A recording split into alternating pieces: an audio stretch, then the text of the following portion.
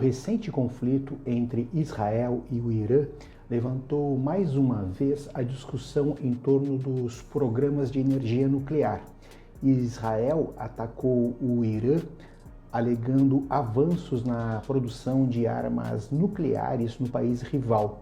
O Irã, por sua vez, diz que enriquece urânio para fins pacíficos. Israel, que é um braço armado dos Estados Unidos no Oriente Médio, acabou sofrendo contra-ataques do Irã e teve que buscar ajuda de Washington quando viu que as coisas estavam ficando incontornáveis para o seu lado. O bom mesmo é que o conflito acabou.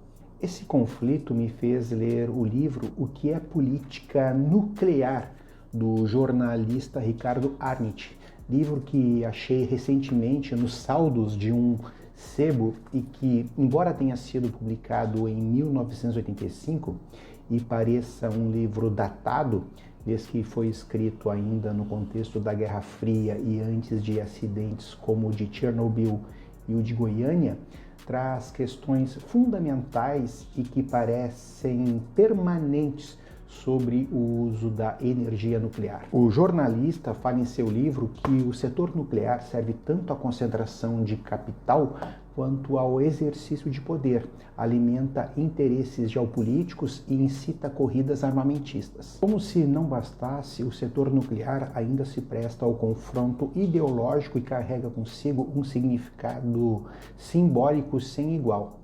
As usinas nucleares são consideradas estratégicas porque produzem energia em um cenário de possível esgotamento de recursos naturais e acabam sendo também uma solução em regiões com poucos recursos hídricos. O jornalista lembra ainda que o manejo com material atômico e radioativo exige muito cuidado e responsabilidade desde a mineração até o descarte.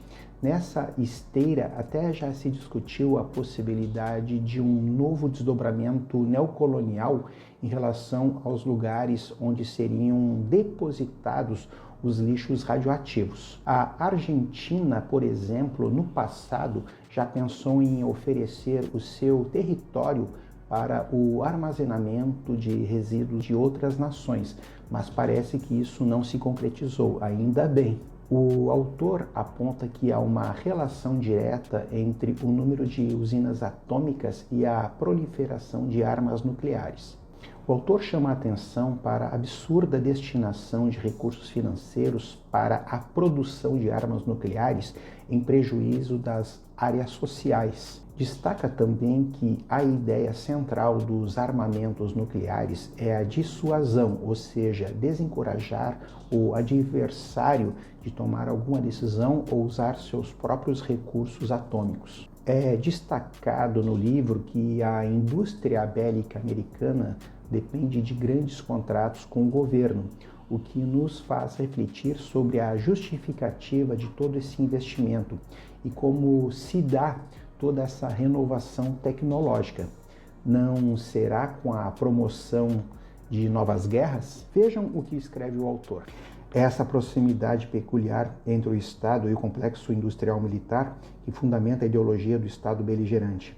No capitalismo americano, a produtividade crescente e o alto padrão de vida não dependem da ameaça externa, mas ela joga um papel fundamental para a contenção da transformação social e para a reprodução da dominação, tanto interna quanto externa, nos limites do império e da sua zona de influência. A ideologia fornece ao complexo industrial o inimigo permanente que ele exige. Ele não se encontra em situações de emergência, mas no estado de coisas normal. Ameaça tanto na paz quanto na guerra, talvez mais na paz do que na guerra, porque é parte integrante coesiva do sistema. Apresente-se com qualquer um de seus muitos rostos. Comunismo internacional, defesa do mundo livre, luta contra as ideologias espúrias, subversão, etc. A beligerância capitalista subsiste da antecipação da agressão e da ameaça para paralisar a mudança social e conter os limites do seu império. Diante de sua erosão, é do seu núcleo mais reacionário que partem as tendências mais irracionais de preservação de hegemonia, a qualquer preço.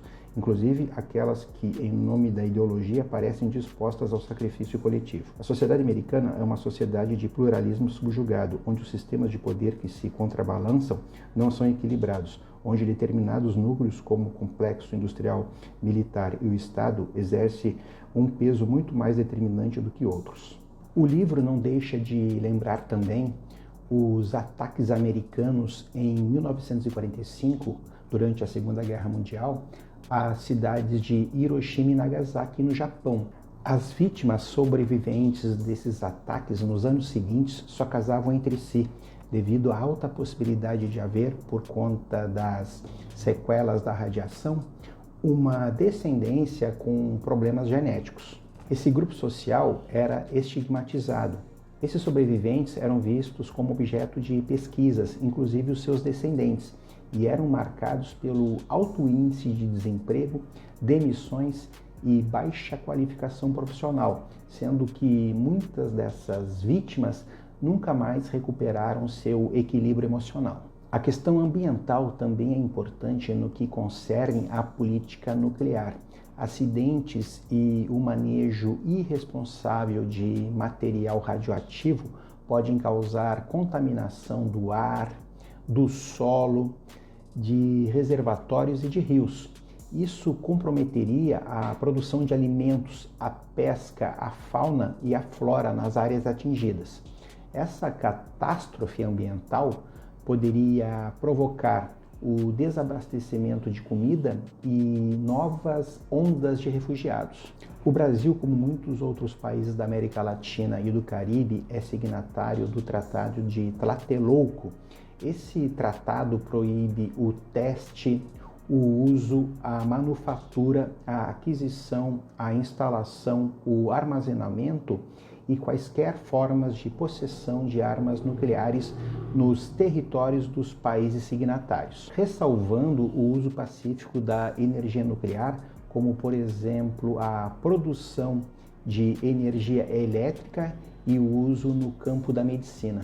Eu entendo isso como positivo, porque quem não tenta produzir armas nucleares acaba por escapar da condição de alvo em uma hipotética guerra. A política nuclear, em síntese, é esse conjunto de ações que, por exemplo, passa pela escolha entre usar a energia nuclear apenas para fins pacíficos ou também para fins militares.